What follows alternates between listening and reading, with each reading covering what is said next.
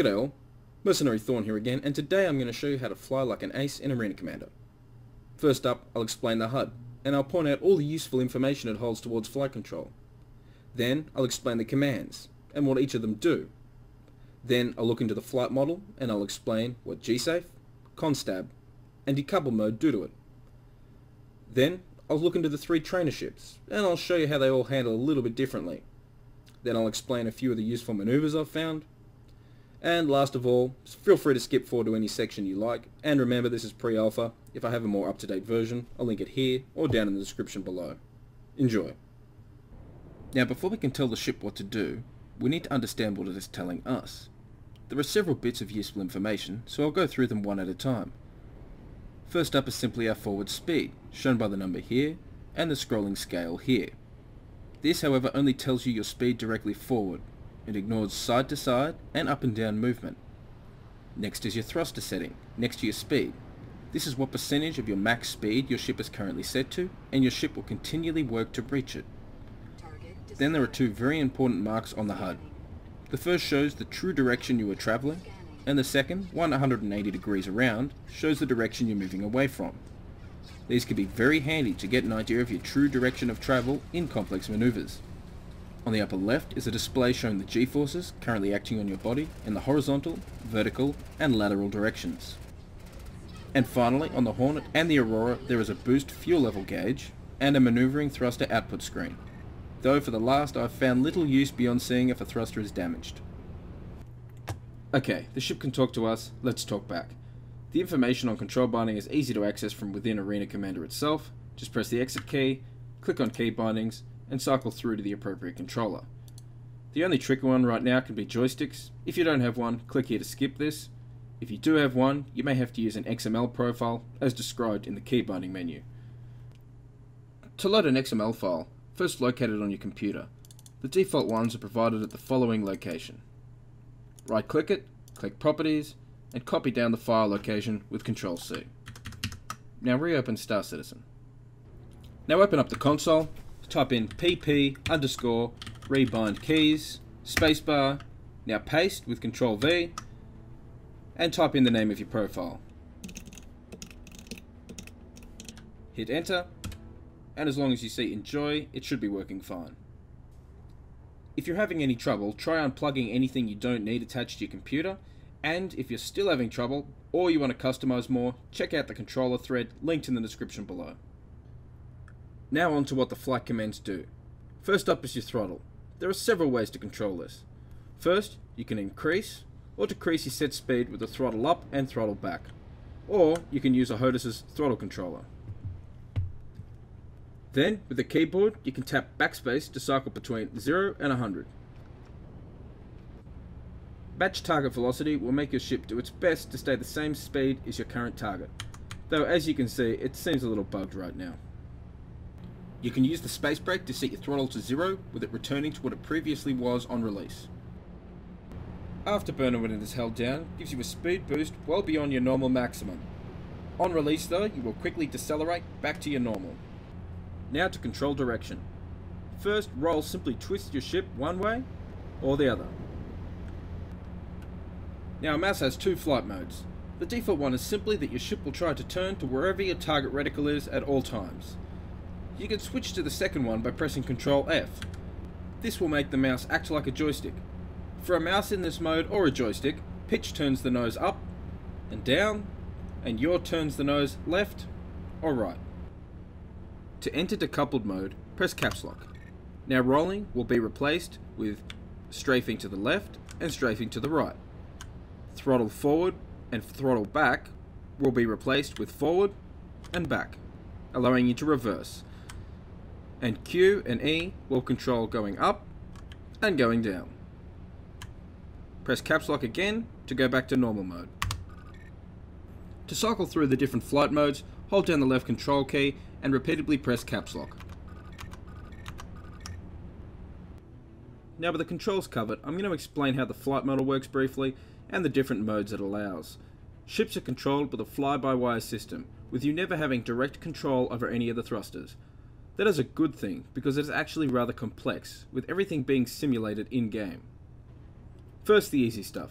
Your ship will do its best to match your throttle setting, with its main engine firing to increase speed, and manoeuvring thrusters firing to decrease speed. That is the only simple part though. If, for example, you pitch upwards, your ship's computer will send a message to your thrusters, firing the appropriate ones at the appropriate power levels to get the desired turn speed. Then, as you reach the turn speed, the thrusters cut out. When you stop pitching upwards, your ship's computer then uses the counter thrust to slow your rotation back to a stop. And of course, should you want to pitch, yaw and roll all at once, your ship's computer will do the number crunching and make it happen. What a clever computer. This makes the ships handle differently to an aircraft, with often much greater inertia and input lag.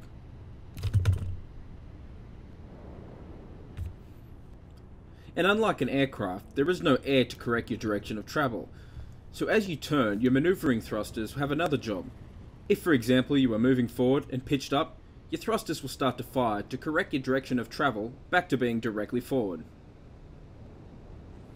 Now, because this is simulated to such a degree, each ship can handle very differently, with mass, thruster locations, numbers, and their output power all affecting the feel. On top of that, if you redirect power or have a thruster blown off, it changes again. Hopefully that gives you an idea of how ships normally fly. Now onto the modes that affect how your computer tries to manage all this. First up is decoupled mode. Remember how I said your thrusters will correct your direction of travel? Well, this disables it, meaning that regardless of your orientation, your ship will continue to travel that way. Your thruster setting will also be ignored. Also note that in this mode, your max speed you can move in any direction will be half of your normal maximum. Decoupled mode does allow the greatest level of maneuverability, with you being able to move in any orientation.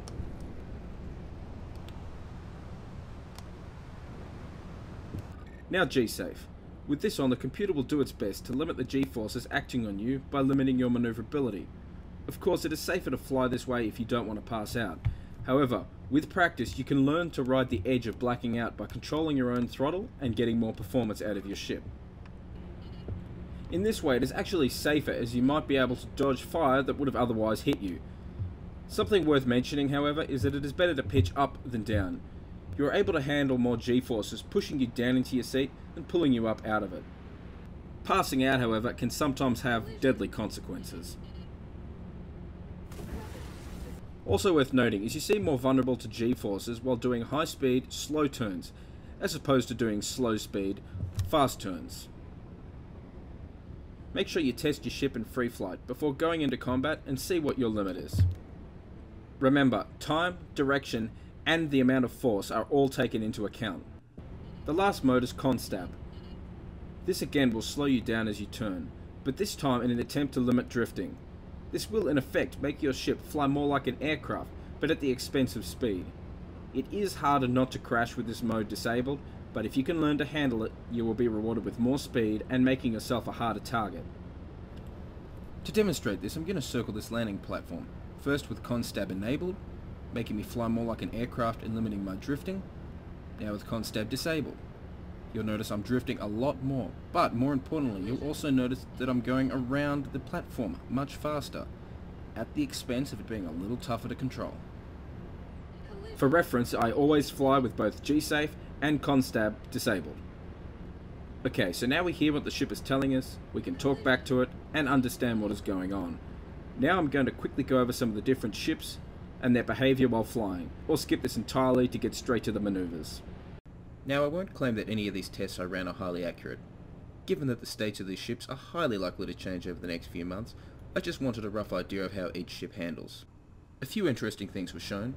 First, the 300i, even though it can claim the top speed, lacks in acceleration and deceleration, with the Hornet coming out front in everything but top speed. The Aurora, even when adjusted for the speed difference between the 300i and itself, still manages to beat the 300i in deceleration and acceleration. And those deceleration numbers are very impressive. It seems that Hornet commercial was not lying. The 300i comes back with a vengeance during the turn rate tests, however, edging slightly over the Hornet and blasting past what the Aurora can manage. Now in this test I tried to maximise the G-force. High G-force actually shows off more powerful thrusters, able to correct the direction of travel faster.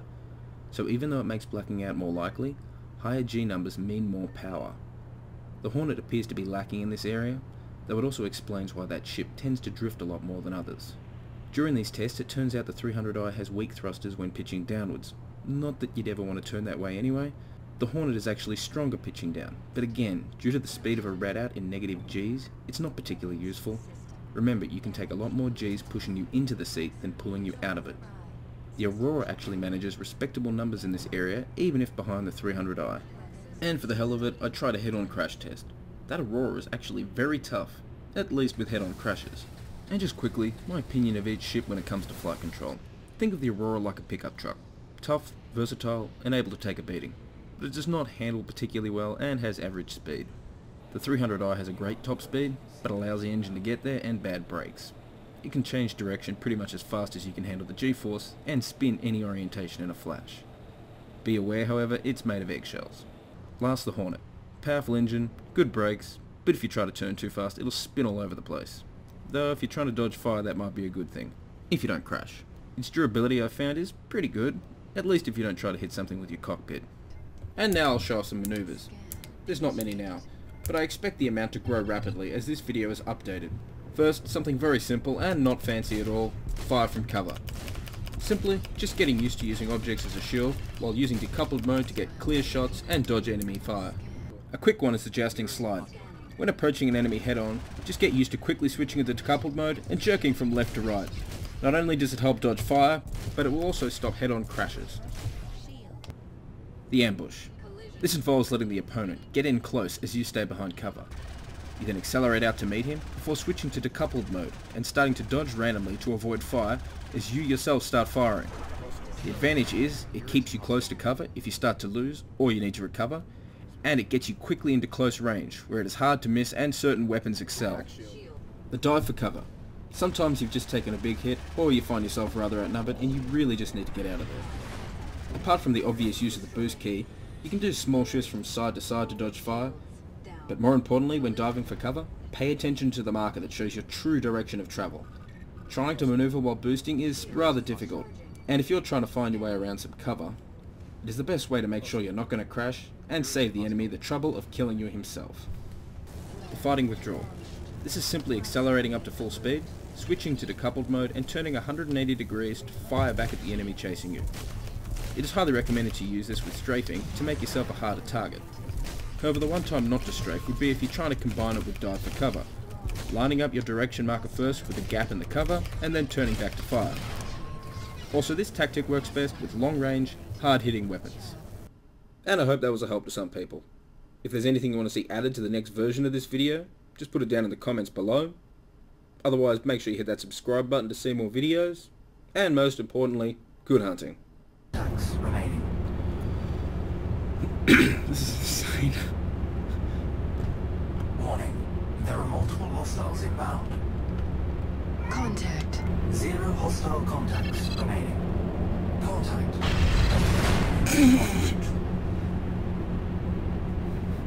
Just comment in the script, and I'll explain all the useful